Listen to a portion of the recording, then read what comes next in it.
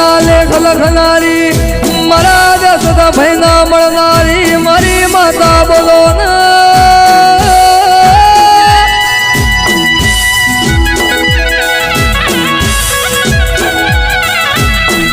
ગે મારા દિલવાળા જેવા ગોમે વાગણું કરનારી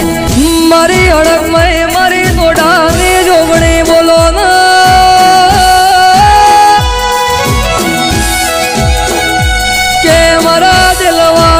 પગલા પાડનારી મારી માધુડી આવો